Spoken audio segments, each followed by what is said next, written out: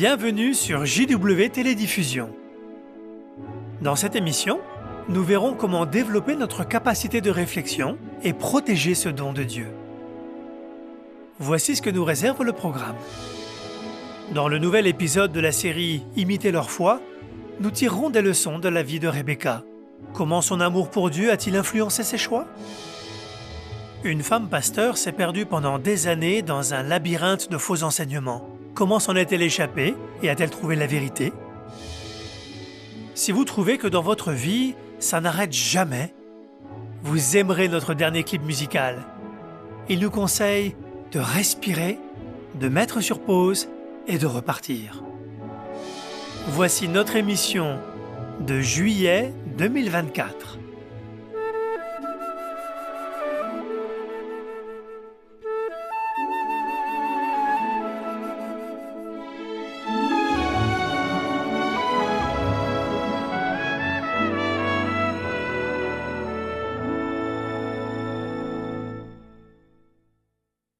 Quel que soit notre âge, nous devons nous intéresser à notre capacité de réflexion et à la meilleure façon de l'améliorer. Nous pouvons tous réfléchir. Nous pouvons réfléchir à beaucoup de choses, à des bonnes et à des mauvaises. Il n'est pas rare, y compris pour un adulte, de laisser son esprit vagabonder. Ou bien il est possible de perdre du temps à penser à des choses futiles qui sont sans importance. C'est ce qui peut nous arriver à nous aussi. Mais ça n'aura pas vraiment un effet positif sur notre vie ou sur notre avenir. Bien qu'il s'adresse en premier lieu aux jeunes hommes, le livre des Proverbes contient de sages conseils pour nous tous. Proverbe chapitre 1, verset 4 dit « Pour donner au jeune homme, et en fait à chacun d'entre nous, la connaissance et lui apprendre à réfléchir. » Qu'implique le verbe « réfléchir » ici ? Le mot hébreu traduit par « réfléchir » ou « capacité de réflexion » peut être utilisé de façon positive ou bien négative. Donc notre esprit et nos pensées peuvent être tournés vers des choses bonnes et bénéfiques, ou alors mauvaises. Si nous tournons nos pensées vers des aspects de la volonté de Jéhovah et de son projet, nous protégerons notre capacité de réflexion et nous la dirigerons dans la bonne direction. Est-ce important d'utiliser notre réflexion de cette façon ? Lisons ensemble Proverbe chapitre 3, versets 21 et 22 qui déclare « Conserve la sagesse pratique et la capacité de réflexion, elles te procureront la vie. » Il n'y a pas que les personnes très studieuses qui possèdent la capacité de réflexion. Durant toute notre vie, nous collectons des informations en lisant, en voyant, en entendant et en vivant des choses. Et c'est la façon dont nous collectons ces informations et l'effet qu'elles ont sur nous qui détermine notre comportement et notre personnalité. Beaucoup de personnes n'utilisent leur esprit que pour penser aux choses de base de la vie quotidienne. Mais pour réussir notre vie et plaire à Jéhovah, il est nécessaire d'apprendre à travailler, à développer et à protéger notre capacité de réflexion. Voyons comment une capacité de réflexion bien formée peut nous rendre sages et nous protéger quand nous utilisons Internet. C'est vrai, Internet peut être un excellent moyen d'enrichir notre connaissance, mais nous devons bien utiliser notre capacité de réflexion pour nous protéger de ses effets nocifs. Par exemple, certains réseaux sociaux très populaires contiennent de courtes vidéos qui sont conçues pour apporter une satisfaction immédiate. Si l'utilisateur n'obtient pas une récompense émotionnelle immédiate, il est tenté de continuer à faire défiler les vidéos jusqu'à ce qu'il en trouve une qui lui apporte l'effet désiré. Avec le temps, cela peut diminuer la capacité de concentration, ce qui pourrait amener quelqu'un à avoir plus de difficultés à apprendre et à mémoriser les informations. Aucun de nous ne voudrait que ça lui arrive, n'est-ce pas ? De plus, des études ont révélé que ceux qui passent trop de temps sur leurs appareils électroniques sont davantage sujets au stress, à l'anxiété, à la dépression et à d'autres problèmes de santé mentale. Par ailleurs, La capacité de réflexion peut nous aider à vérifier que nous utilisons d'une bonne façon ce genre de technologie. Par exemple, une capacité de réflexion alignée sur la pensée de Dieu peut nous aider à distinguer la vérité des fausses informations ou de celles qui sont trompeuses. Ainsi, nous constatons la sagesse des paroles contenues en Proverbes chapitre 2, versets 11 et 12. La capacité de réflexion veillera sur toi, et le discernement te préservera pour te protéger de la mauvaise conduite. Pourquoi est-ce que c'est si important? Parce que la capacité de réflexion et le discernement nous donnent de la perspicacité. Et la perspicacité est étroitement liée à notre conscience. Les vérités de la parole de Dieu sur lesquelles nous méditons et que nous emmagasinons dans notre esprit façonnent notre conscience, le mécanisme interne qui nous prévient quand nous allons mal agir ou avons une mauvaise tendance. En quelque sorte, notre réflexion veille sur nous. Notez comment on retrouve cette idée en Hébreux chapitre 5, verset 14. Mais la nourriture solide est pour les gens mûrs, pour ceux dont les facultés de discernement, donc de réflexion, sont exercées par l'usage à distinguer et le bien et le mal. Chacun de nous, que nous soyons jeunes ou vieux, devrait réfléchir soigneusement aux suggestions suivantes. Premièrement, apprendre à mieux connaître Jéhovah. Proverbe 9, verset 10 dit en partie « Connaître le Très-Saint, voilà l'intelligence. » Apprendre à connaître Jéhovah, c'est une bénédiction et une protection. Prions Jéhovah de nous donner de la perspicacité quand nous étudions. Efforçons-nous de lire la Bible tous les jours et impliquons-nous pleinement dans notre culte. Nous devrions parler à Jéhovah dans la prière comme à notre confident. Cela suppose d'utiliser notre capacité de réflexion pour nous convaincre personnellement que les conseils de Jéhovah sont toujours les meilleurs. Parce que ça nous protégera quand nous serons tentés ou éprouvés, ou quand nous nous retrouverons dans une situation où nous devons dire non. Rappelons-nous qui nous sommes, ce en quoi nous croyons, et à qui nous avons voué nos vies. Deuxième suggestion, nous devons continuer d'améliorer notre personnalité chrétienne. C'est très important. Pourquoi? Parce que ceux qui aiment Jéhovah nous aimeront et nous respecteront pour ce que nous sommes. Et de quel genre de personnalité parle-t-on? Avez-vous noté l'expression « personnalité chrétienne » ? Ça veut dire comme celle de Christ. On ne peut pas se tromper si on imite Jésus, quel que soit le domaine. Rappelez-vous ce que dit 1 Pierre chapitre 2, verset 21. C'est à cela que vous avez été appelés, parce que Christ aussi a souffert pour vous, vous laissant un modèle pour que vous suiviez fidèlement ses traces. Toute la façon de vivre de Jésus, ses manières d'agir, ses valeurs, ses relations avec les autres, a révélé une personnalité que nous devrions nous efforcer d'imiter fidèlement. Quand nous nous habillons pour une occasion spéciale, nous choisissons avec soin notre tenue.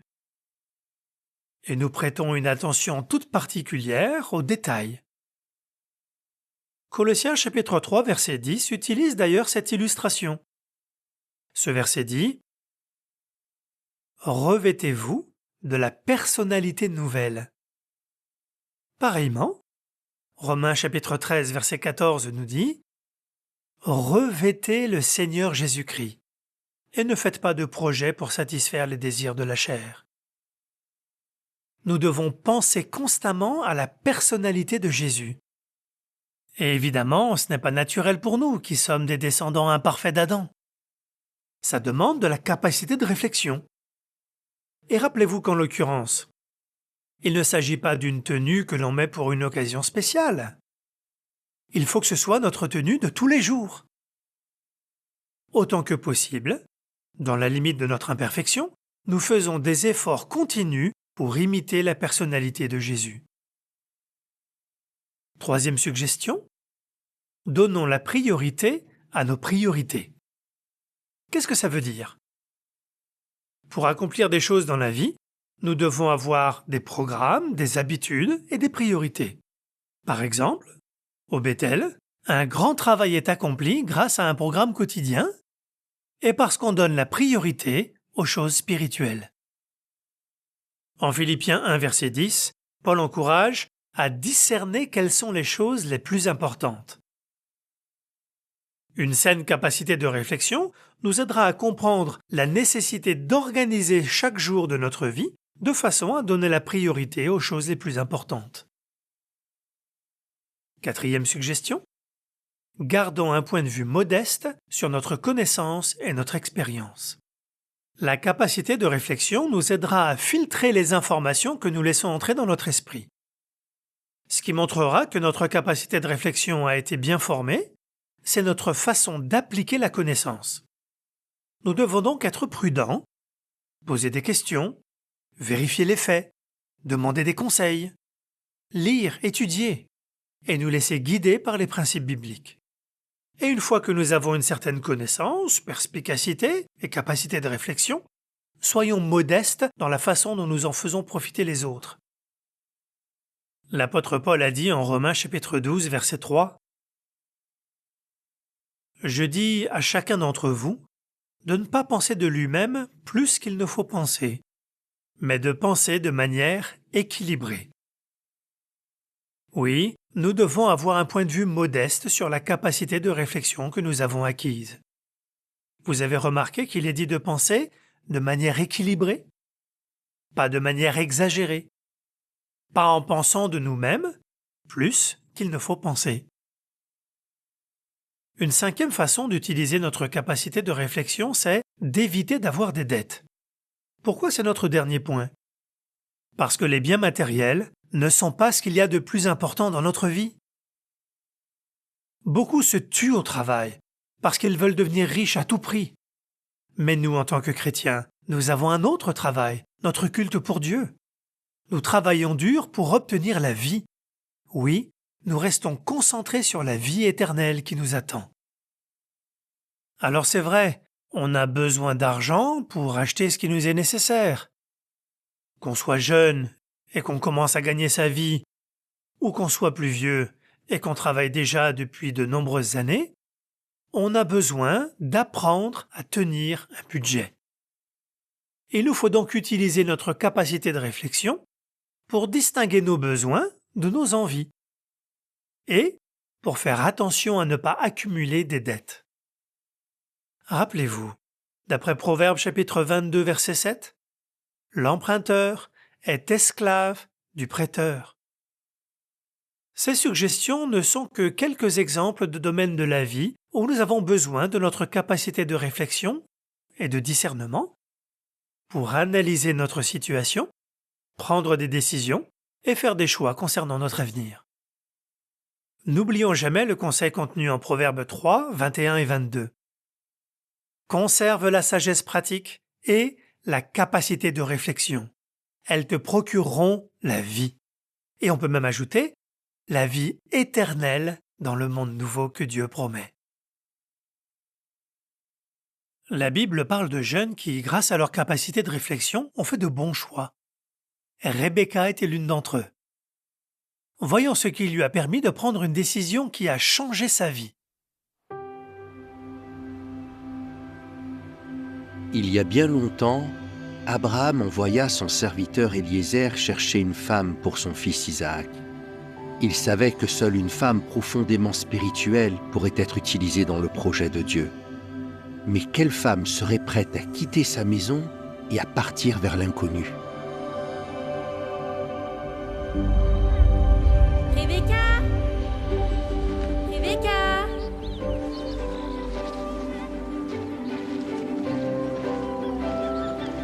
Je suis rentrée!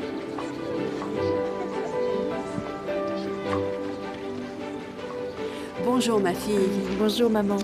Rebecca! Ma chérie, ta cousine te cherche. Anna, je suis de retour! Rebecca, tu peux apporter ça à notre père? Oui, mais il travaille encore? Eh oui, encore. Rebecca, je t'ai cherché. Je peux venir avec toi? Bien sûr.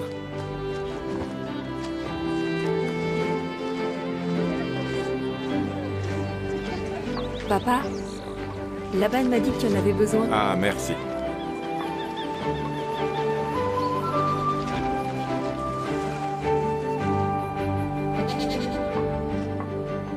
Je peux t'aider? Tu peux m'accompagner au puits? D'accord.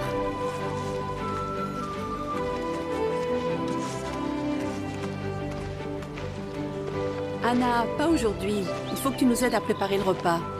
D'accord.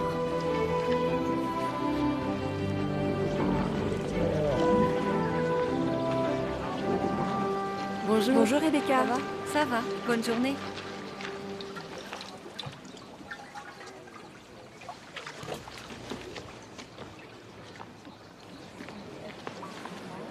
S'il te plaît, donne-moi une petite gorgée d'eau de ta jarre.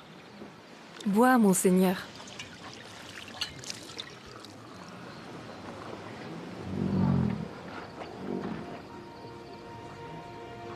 Je vais puiser de l'eau pour tes chameaux jusqu'à ce qu'ils aient fini de boire.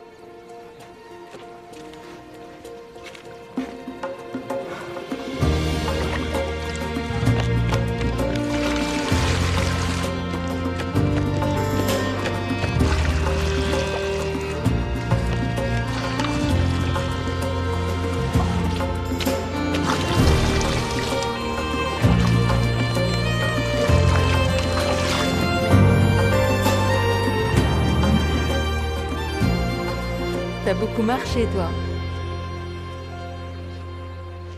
Oui, monseigneur? Dis-moi, de qui es-tu la fille? Y a-t-il chez ton père un endroit où nous pourrions passer la nuit?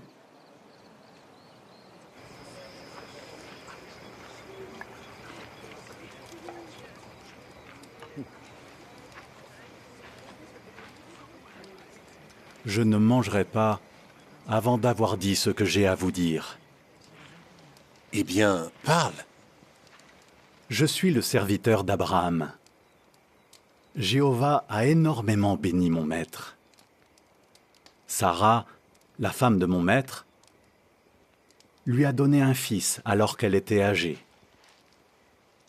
Mon maître m'a fait jurer en disant « Tu iras à la maison de mon père et dans ma famille, et tu devras prendre une femme pour mon fils. » Mais j'ai dit à mon maître, « Et si la femme ne veut pas venir avec moi ?» Il m'a répondu, « Jéhovah enverra son ange avec toi, et vraiment il fera réussir ton voyage. » Lorsque je suis arrivé à la source aujourd'hui, j'ai dit, « Jéhovah, le Dieu de mon maître Abraham, fais réussir mon voyage. Quand je serai près d'une source, je vais demander à une jeune fille qui sortira pour puiser de l'eau, « S'il te plaît, laisse-moi boire un peu d'eau de ta jarre. » Et elle me répondra, « Bois, et je puiserai aussi de l'eau pour tes chameaux. » Que cette femme soit celle que Jéhovah a choisie pour le fils de mon maître. Avant même que j'aie fini de parler en moi-même, Rebecca est arrivée. Elle portait sa jarre sur l'épaule. Je lui ai demandé « De qui es-tu la fille ?» Elle m'a répondu « Je suis la fille de Bethuel. » J'ai alors mis l'anneau à son nez et les bracelets à ses poignets. Et maintenant, dites-moi si vous voulez être bon et fidèle envers mon maître. Sinon, dites-le moi, pour que je sache quoi faire.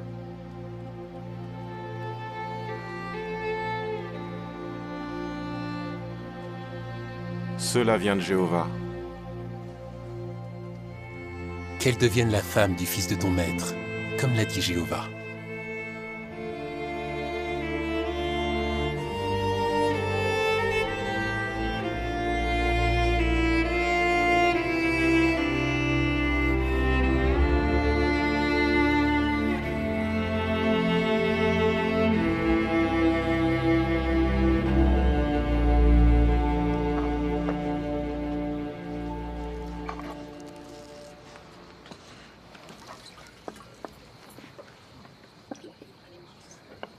Le Negev, c'est loin.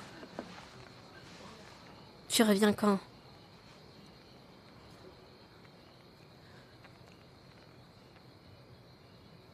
Pourquoi tu peux pas rester ici? T'as entendu ce que mon père a dit? Ça vient de Jéhovah. Mais tu peux servir Jéhovah ici.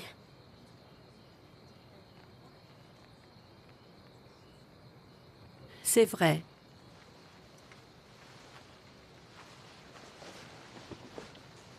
Mais tu sais, Jéhovah te bénira bien au-delà de ce que tu peux imaginer.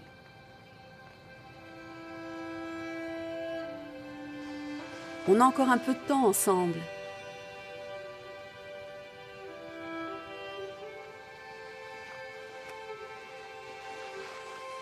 Profitons de ces bons moments.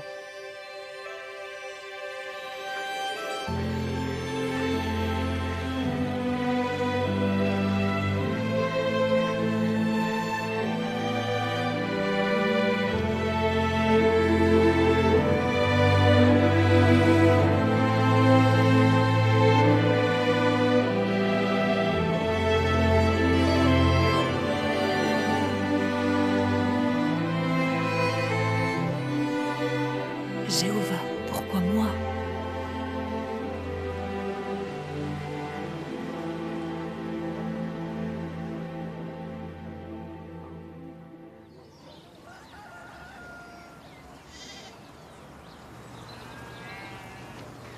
Rassemble tous les hommes et prépare les chameaux.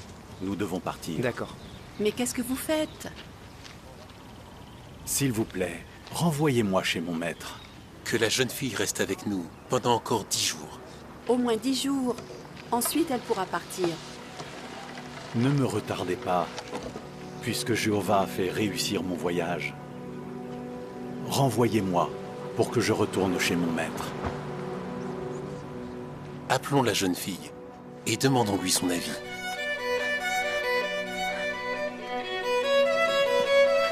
Rebecca, Eliezer veut partir maintenant.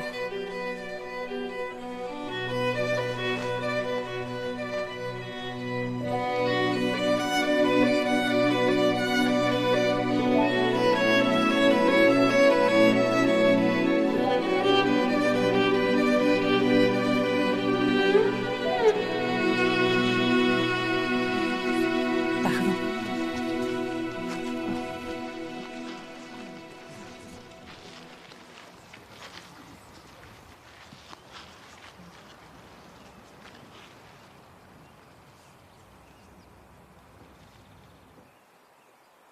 Veux-tu partir avec cet homme?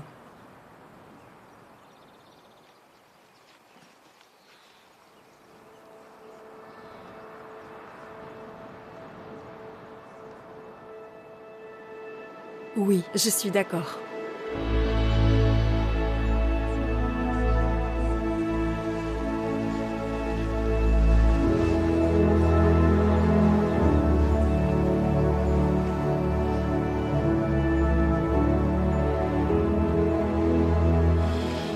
Je t'aime.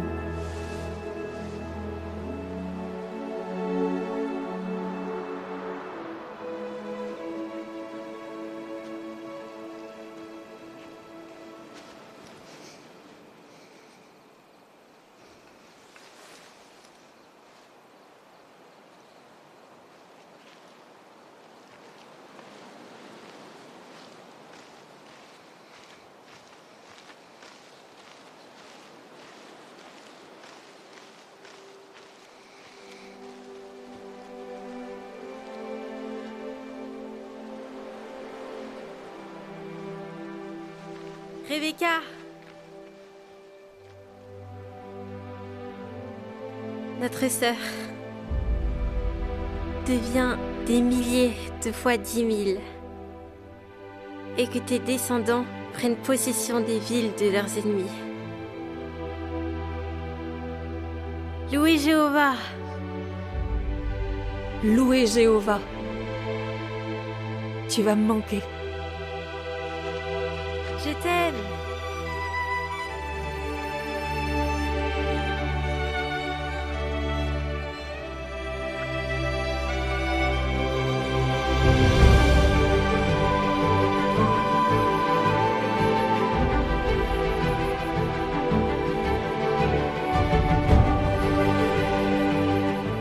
Rebecca ne savait pas ce qui l'attendait. Et rien dans la Bible n'indique qu'elle ait revu ses proches. Elle a fait preuve de foi en quittant la douceur de son foyer. Jéhovah l'a bénie en lui accordant l'honneur de faire partie des ancêtres du Messie. Sa foi est digne d'être imitée.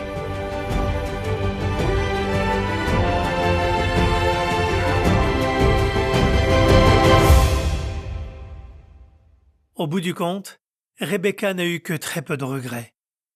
Vous pouvez avoir les mêmes bienfaits si vous aussi, vous imitez la foi de Rebecca. Certaines personnes pensent que la foi et la science ne sont pas conciliables. Elles disent que quelqu'un de rationnel ne peut pas croire en Dieu. Est-ce que c'est vrai? Voyez comment ces jeunes ont utilisé la science pour bâtir leur foi.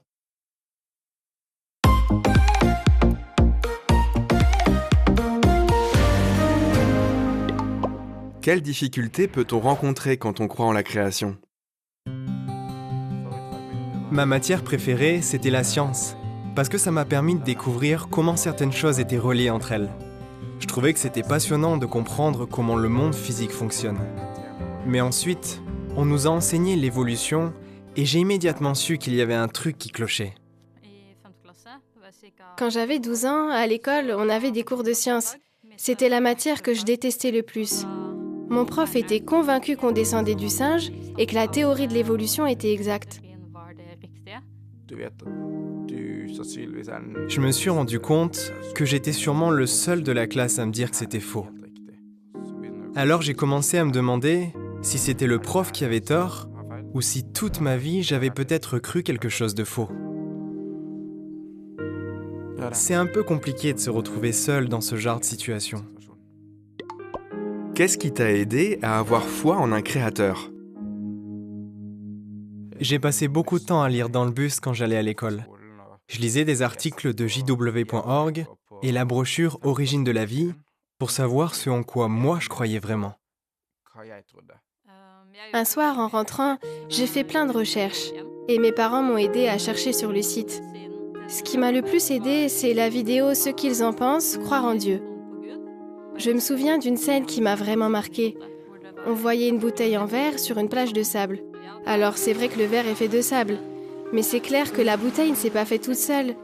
Il y a forcément quelqu'un qui a fabriqué cette bouteille à partir du sable. Et j'ai trouvé ça très logique. Ça m'a convaincu qu'il y a un créateur.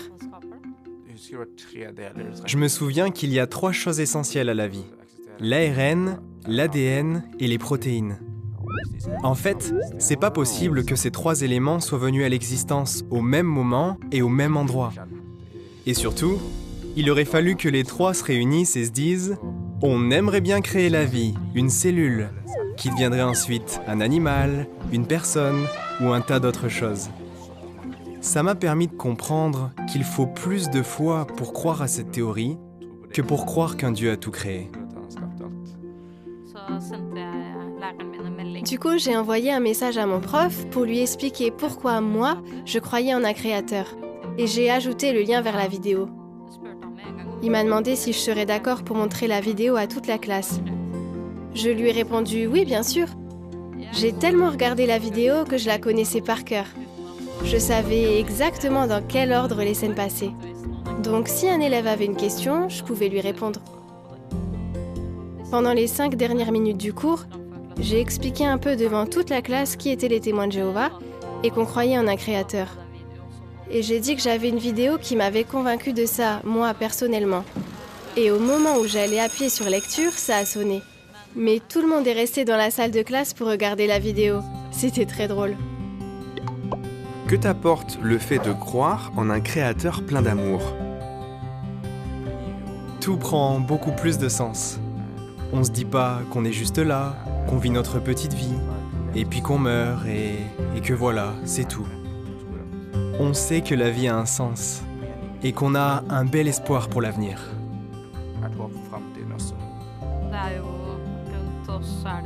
Il y a beaucoup de gens autour de nous qui ont des croyances et des points de vue différents, et ça peut sérieusement nous influencer. Donc si ta foi n'est pas forte, Quelqu'un peut l'attaquer et te faire douter petit à petit. Je suis vraiment contente que mes parents m'aient enseigné la création. Du coup, j'ai toujours su qu'on avait un père plein d'amour qui avait créé toutes ces belles choses pour nous. Il suffit de sortir dans la nature, le soleil brille, à l'automne il y a de magnifiques couleurs, c'est vraiment chouette. On ne peut être que reconnaissant. Maintenant, je suis convaincu à 100% que la création est un fait. C'est comme ça que la vie est apparue.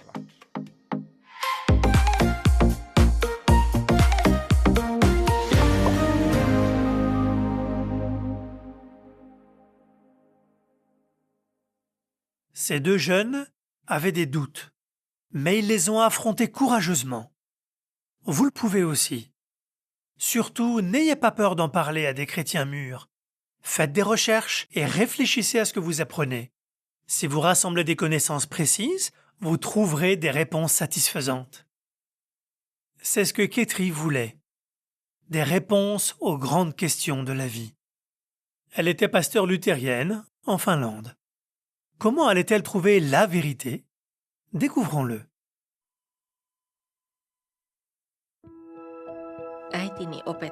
Quand j'étais petite, ma mère m'a appris à prier. Chez nous, prier, c'était parler à cœur ouvert à notre Père Céleste. C'était une habitude quotidienne. C'était une leçon précieuse qui a eu une profonde influence sur ma vie.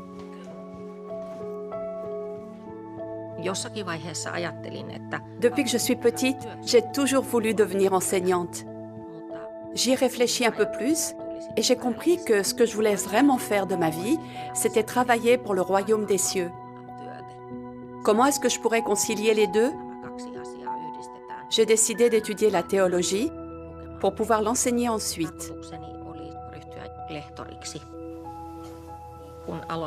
Quand j'ai commencé à travailler pour la paroisse, je me suis vite rendu compte que les enseignements de l'Église étaient en contradiction avec les enseignements de la Bible. Une des questions auxquelles l'Église ne savait pas répondre, c'était le pourquoi des souffrances. Le pasteur s'est contenté de bafouiller et de dire « On ne peut pas l'expliquer parce que c'est un mystère ». Mais je ne pensais pas que l'existence des souffrances puisse être qualifiée de mystère. J'ai compris que je devais trouver un moyen d'être honnête avec moi-même tout en défendant les enseignements de l'Église.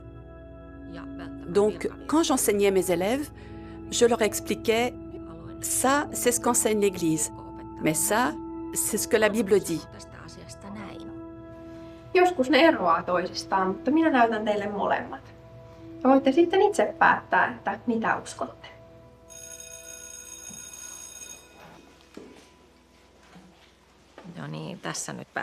Ensuite, ça a été le pire moment de ma vie. J'avais 22 ans et j'étais en plein dans les préparatifs de mon mariage quand mon fiancé est mort dans un accident de voiture. Bien sûr, ça a complètement bouleversé ma vie.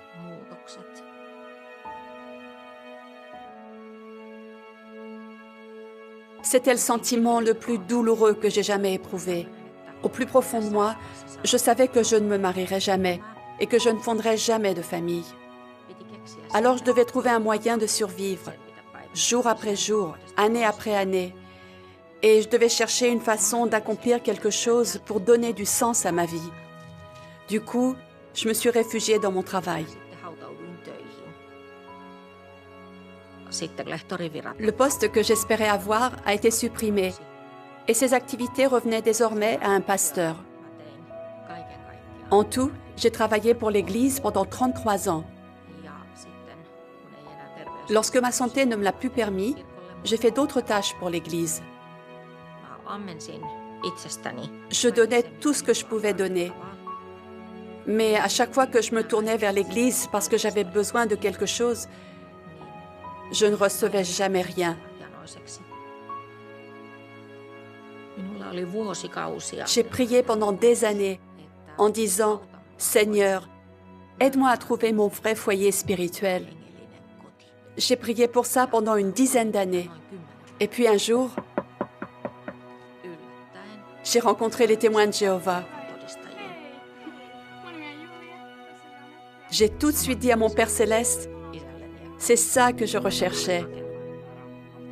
Totta kai. Tiedättekö, ihanaa kun te tulitte. Tää teidän käynti on ihan vastaus mun rukouksiin. Tulkaa peremmälle. Tervetuloa pappilaan. Qu'est-ce que vous avez à m'offrir? C'est la première chose que je leur ai demandé. La première réunion à laquelle j'ai assisté m'a beaucoup touchée. Je me souviens notamment de ce verset de l'évangile de Jean.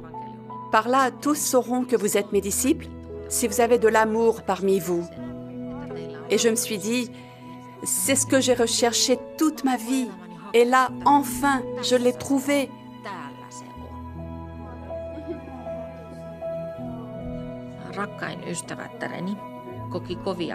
Ma meilleure amie a vraiment été sous le choc quand je lui ai dit que j'allais quitter l'église et devenir témoin de Jéhovah. Quand elle s'est un peu calmée, elle m'a dit « Je te soutiendrai, comme je l'ai toujours fait. Mais promets-moi une chose, ne change pas. » 4 ans plus tard, elle est revenue me voir. Elle m'a regardée attentivement pendant un moment et elle m'a dit « Tu as changé. » Ça m'a surprise et je lui ai demandé « Comment ça ?» Elle m'a répondu « J'ai l'impression que tu es heureuse. » Ma prière pour trouver un vrai foyer spirituel a été exaucée. J'ai vécu un vrai miracle. J'ai enfin trouvé ce que j'avais recherché toute ma vie.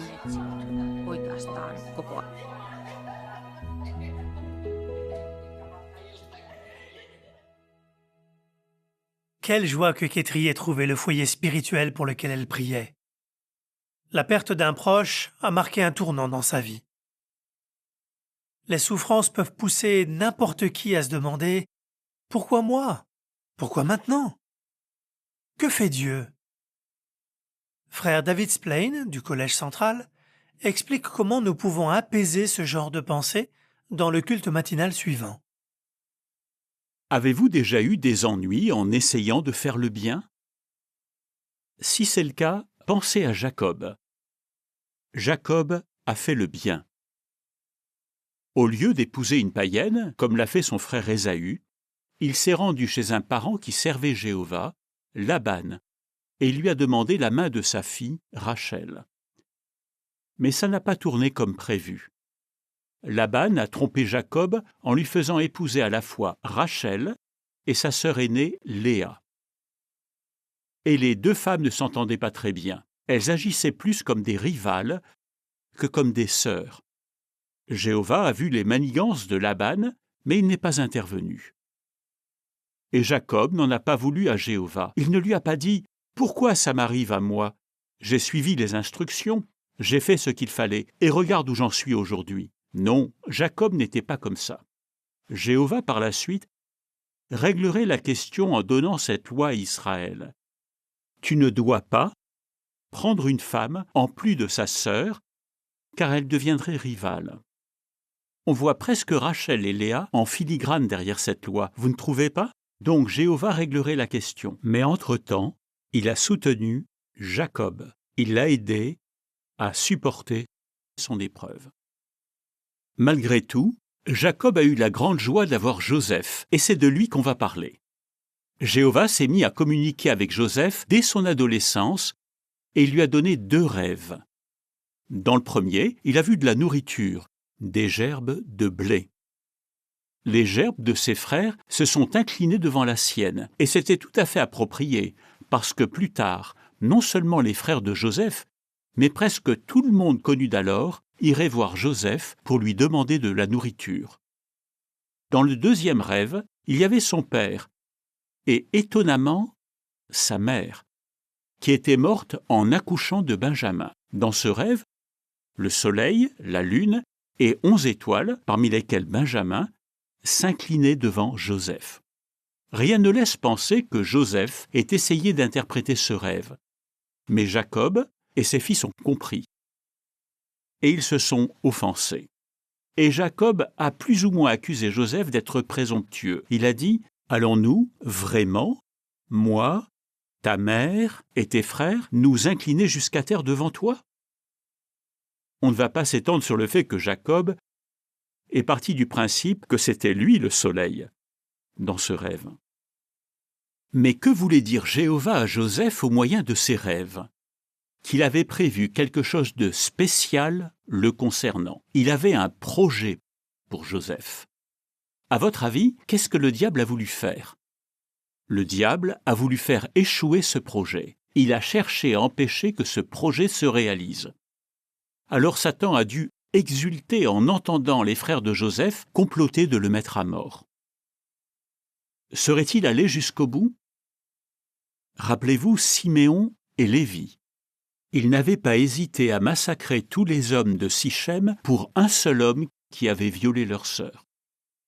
À présent, l'aîné des frères, Ruben, qui a 24 ans, convainc les autres d'épargner la vie de Joseph. Est-ce Jéhovah qui l'a poussé à le faire ? C'est possible. Ça allait dans la droite ligne de son projet. Donc, au lieu de tuer Joseph, ses frères le vendent à une caravane d'Ismaélites. Gardez ça dans un coin de votre esprit. C'étaient des Ismaélites, parce qu'on va y revenir tout à l'heure. Alors les Ismaélites emmènent Joseph en Égypte, et là, il devient l'esclave de Putiphar, le chef de la garde de Pharaon. Joseph est maintenant esclave. Et que se passe-t-il 3 ans plus tard ? Son grand-père Isaac meurt. Et Joseph, l'esclave, n'est pas là pour lui dire au revoir. Ça rappelle ce qui est arrivé à beaucoup d'entre nous pendant la pandémie, n'est-ce pas ? Mais comme dans notre cas, Jéhovah était avec Joseph. Joseph réussissait tout ce qu'il faisait chez Putiphar, jusqu'à ce que sa femme l'accuse de viol et que Putiphar le fasse emprisonner.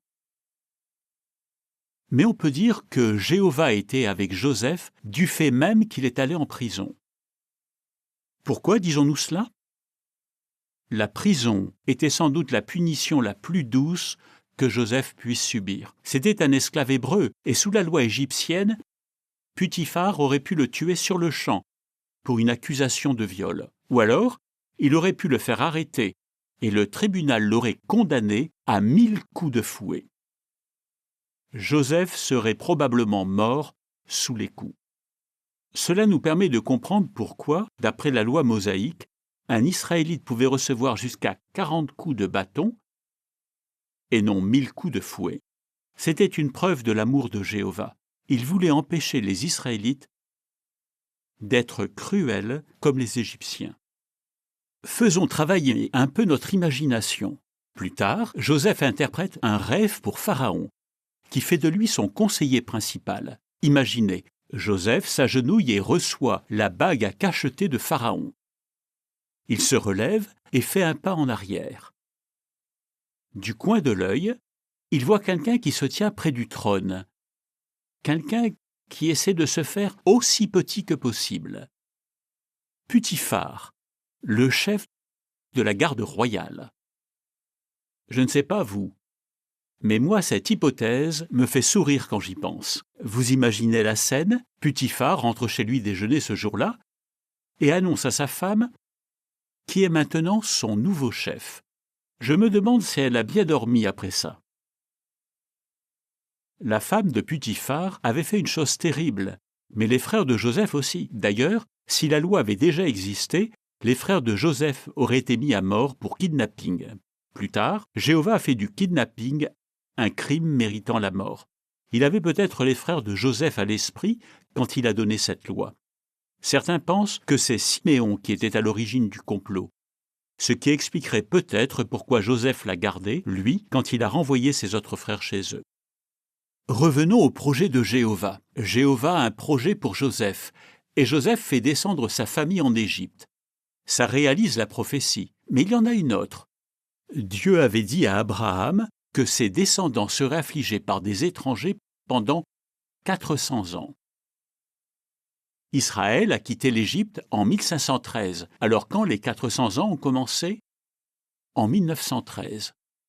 Que s'est-il passé cette année-là? Le demi-frère d'Isaac, comment s'appelait-il déjà? Ismaël. Ismaël a persécuté Isaac. Ismaël était-il un étranger? Sa mère était une esclave égyptienne. Donc ses descendants, les Ismaélites, avaient du sang égyptien. Intéressant, les Ismaélites ont suivi la tradition familiale en persécutant le petit-fils d'Isaac, Joseph. Ce n'est pas Jéhovah qui a incité les frères de Joseph à le kidnapper et à l'envoyer en Égypte, mais il s'est servi de cet événement pour accomplir son projet. Il n'a pas toujours empêché que de mauvaises choses arrivent à Jacob, comme son mariage avec 2 sœurs rivales, ou à Joseph, qui a été accusé à tort. Il n'a pas élevé de haie autour d'eux. Par contre, il les a aidés tous les deux à affronter chacune de leurs épreuves. Il l'a fait pour eux. Il le fera pour vous aussi. Alors, s'il vous arrive d'avoir des ennuis en essayant de faire le bien, pensez à Jacob, pensez à Jéhovah. Jéhovah vous aidera, il ne vous abandonnera jamais. Pour voir comment Jéhovah nous soutient, il nous faut nous réserver du temps pour méditer. Dans le clip musical de ce mois-ci, nous voyons l'effet puissant que peut avoir le fait de s'arrêter, de respirer et d'observer la création.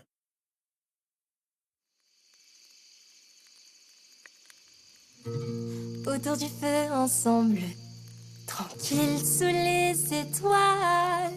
On oublie les soucis, on médite, on rit, on raconte, on se dévoile. Que c'est bon de prendre le temps de voir Dieu dans nos vies. Ses cadeaux quotidiens, son pardon, son soutien, et de lui dire merci. On se pose juste un moment pour se recentrer. Lâcher prise, observer, réfléchir à des choses simples. On ralentit, on respire, on appuie sur pause, pause et on repart.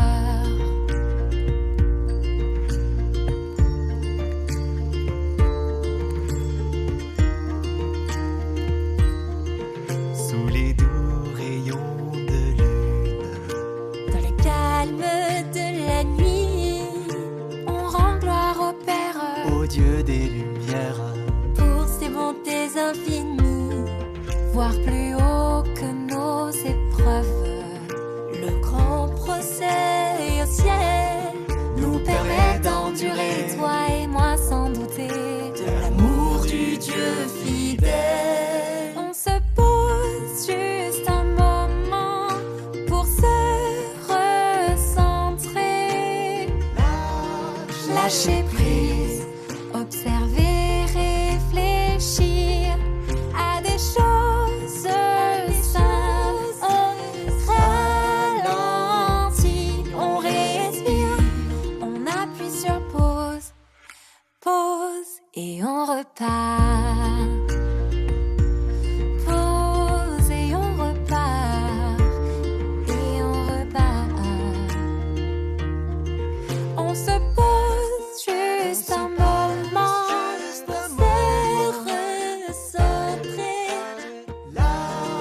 Lâcher prise, observer, réfléchir à des choses simples. On ralentit, on respire, on appuie sur pause, pause et on repart.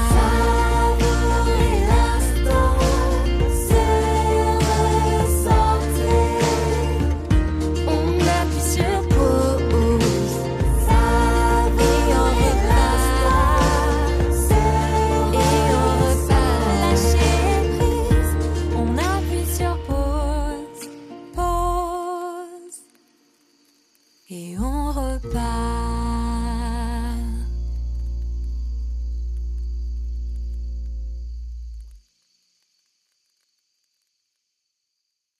Notre capacité de réflexion va enrichir notre vie dès maintenant de nombreuses façons.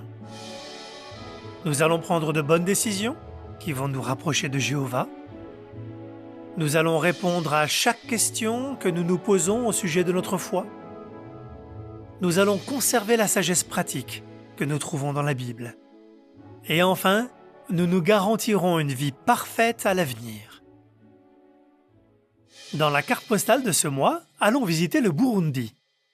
Il est situé en plein cœur de l'Afrique et il est bordé par le lac Tanganyika au sud-ouest. Le Burundi foisonne de collines verdoyantes, de chutes d'eau et de cascades, et de riches terres agricoles. Le lac Tanganyika est le lac d'eau douce le plus long du monde et le deuxième plus profond. Il déborde littéralement de vie animale. On y trouve plus de 2000 espèces, dont 500 ne se rencontrent nulle part ailleurs dans le monde. Les pêcheurs locaux exploitent cette ressource naturelle. Ils prennent des tonnes de poissons chaque année. Le Burundi est aussi un paradis pour les pêcheurs d'hommes qui y prêchent. Le pays compte aujourd'hui plus de 17 000 proclamateurs. Et en 2023, l'assistance au mémorial a été exceptionnelle. Elle a dépassé les 65 000 personnes. Mais la situation n'a pas toujours été aussi simple. Entre 1977 et 1993, l'activité de prédication a été interdite. Nos frères et sœurs ont été persécutés et même emprisonnés pour leur foi. Aujourd'hui, quand l'occasion de prêcher se présente, ils la saisissent. Par exemple, Sarah Nyongeko a décidé d'aller à l'école tous les jours à pied et cela lui prenait 45 minutes. En faisant cela, elle a mis de l'argent de côté pour pouvoir prêcher dans un territoire rarement parcouru. La famille du Bethel du Burundi et les 83 proclamateurs de l'assemblée de Bujumbura-Giyosha Centre transmettent leurs chaleureuses salutations à tous leurs frères et sœurs. Depuis le siège mondial des témoins de Jéhovah, c'était JW Télédiffusion.